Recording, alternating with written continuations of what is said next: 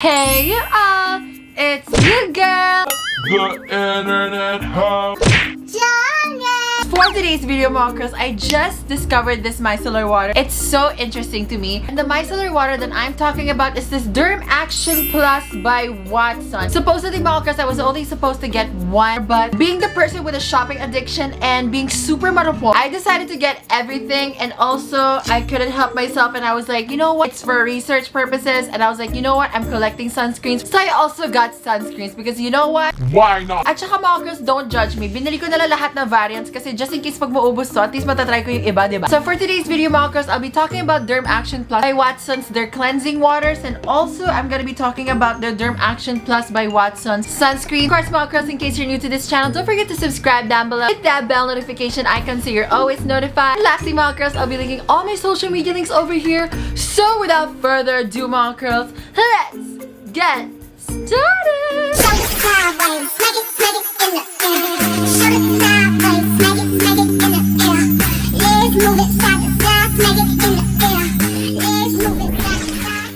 Alright, mga girls, I have all the products in front of me here. I got their cleansing waters and also their sunscreens. And by the way, mga girls, for this video, for the cleansing waters, it's just going to be a first impressions kasi for the most part, I've been using this for just a couple of days. To be exact, just like 5 days. And kilala nyo naman ako, mga girls, like 5 days for me is like my first impression. I really want to take my time in testing a product. So make sure you follow me on Instagram because I'll be posting an update on my Instagram about the Dermaction Plus by Watson's cleansing water. The variant that I'll be trying throughout the week will be this one. This is the Dermaction Plus by Watson's cleansing water, the brighten up one. But still, I'll be talking about all the cleansing waters individually. But for the sunscreen, I was able to try this for almost like a week or two now. Kasi collectively naman, 5 days lang ako nakapag-try ng cleansing water kasi for the most part, I'm only using cleansing water or micellar water if I'm gonna take off my makeup. 5 days so far is the time I've been wearing makeup. Before I start talking about the cleansing water, para hindi kayo mahirapan magpili ng cleansing water or micellar water for your skin type, I just want to talk about the importance of cleansing waters and also obviously the importance of sunscreen. Honestly, pagdating sa mga cleansing water and micellar water, it's kind of underrated. Is it just me? Not a lot of people recommend micellar water. Me, I highly recommend cleansing waters and micellar water rather than just using your standard makeup remover. Makeup wipes, absolutely not. It's really important to invest in a micellar water. A good micellar water won't cost you much naman. How I normally use micellar waters is I first double cleanse. I start off first with a cleansing oil or cleansing balm, whatever you want to use, directly on my makeup or on my sunscreen. After you wash off your cleansing balm or your cleansing oil, I wash my face with a facial cleanser, and then I use a micellar water to take out any excess makeup on my eyes or any excess sunscreen on my face. And this is also really helpful to prevent maskne kasi nowadays we need that extra cleaning in this area kasi we always wear a face mask like more than 8 hours. It's much better you practice using a micellar water and taking off the excess gunk on your face before you go onto your toner, para you can make sure your face is really squeaky clean. And even, mga girls, if you're just wearing light makeup na you don't need to double cleanse, let's say you're just wearing mascara, eyebrows, lipstick, and blush, no foundation, no concealer, just that because you're already pretty. Sana all. Ako kailangan ko na full pack eh. You can actually use this as a makeup remover, which is even better kasi you get more benefits in a micellar water as opposed to using a makeup remover or a makeup wipe, which please don't use makeup wipes. I am not into makeup wipes. And also, I'm pretty sure I'll be getting so much questions na,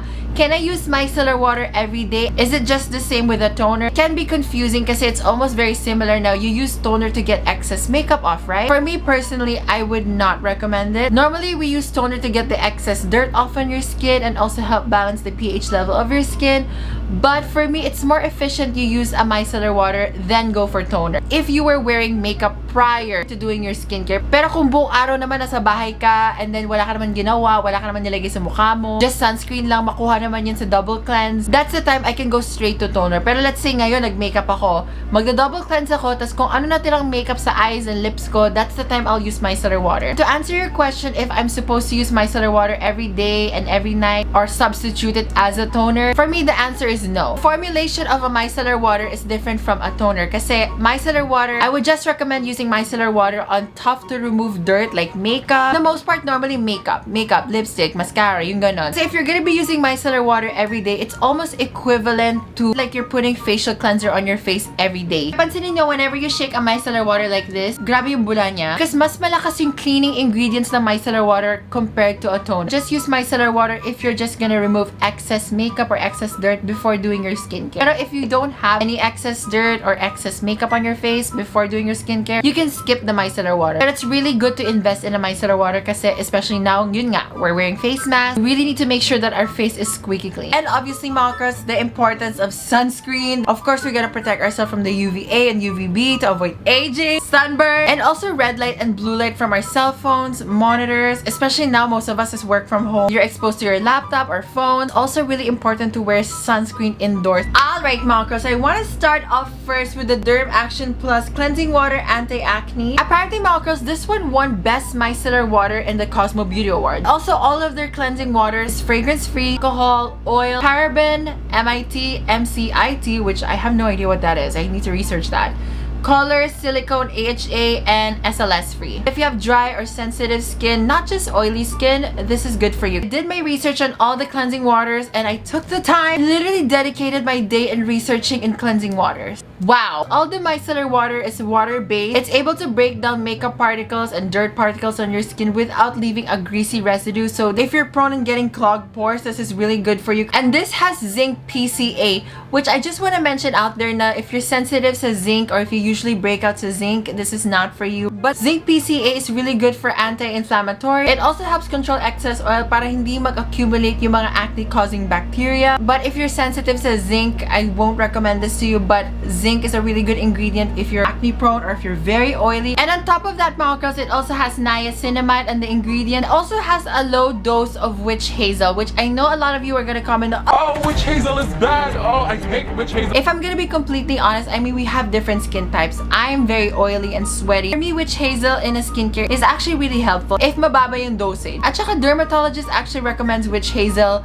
for people who's really oily. So this cleansing water is catered towards the normal to oily skin type. Like I've said, depende pa rin yun sa pag-formulate neto. Because this one, niacinamide, zinc, and glycerin is higher compared to witch hazel. This even has hyaluronic acid and black tea extract known to plump up the skin and give moisture on your skin. Alright, Maka, so moving on to the next micellar water. This is their Dermaction Plus Cleansing Water Sebum Control. So this one is the normal to oily skin. If oily skin ka, pero hindi ka naman masyado ma-break out, if you're not always getting flare-ups, this is going to be the perfect micellar water for you. This one has zinc gluconate. It's known to help control oil, and at the same time, this one has amino acid able to remove the excess oil without damaging your skin barrier or stripping the natural moisture of your skin. Basically, for the sebum controlled micellar water, it keeps the dirt out, the oil out, sebum out, and moisture in. Kumbaga, if you're really oily, this is like a number 1, and then this is like the big guns. This is like number 2. So moving on to the next cleansing water we have here. This is the Dermaction Cleansing Water Moisture Care. I would highly recommend this, mga girls, if nasira yung skincare barrier nyo. I can't say the word barrier.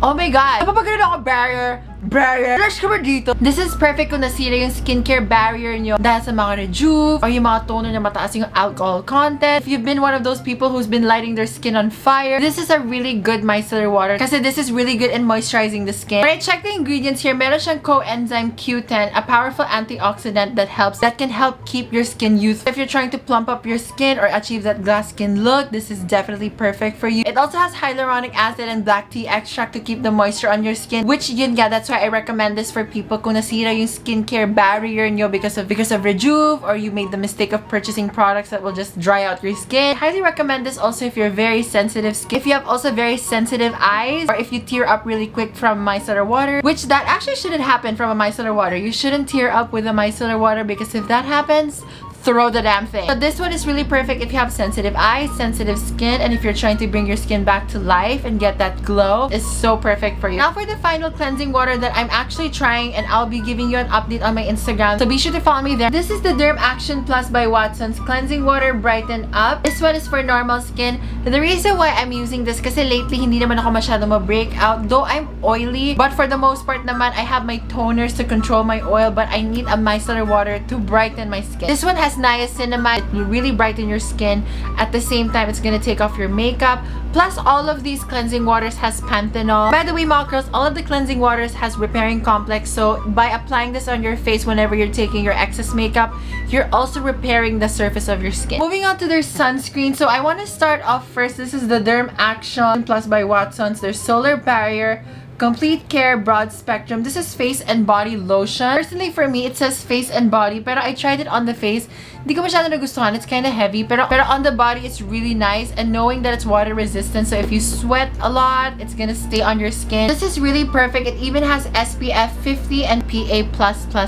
But if you're looking for a sunscreen that's really lightweight for the face, they actually have one here, which ang ganda ng packaging and I really, really love. Like, this is one of my favorite sunscreens. This is the Dermaction Plus by Watsons. SPF 50. This is the cream gel version. Watery, refreshing feeling and also water resistant. And this is so lightweight. Like, I really love the packaging. You can really make sure you're getting every single drop of sunscreen kasi pababa yung product. Then you can just squirt out the product here. So, getting every single drop of sunscreen kasi, you know, gravity can bring the sunscreen down and you can just squirt it out here. It feels like a water-based moisturizer. At first, it will leave a white cast, pero you just blend it out.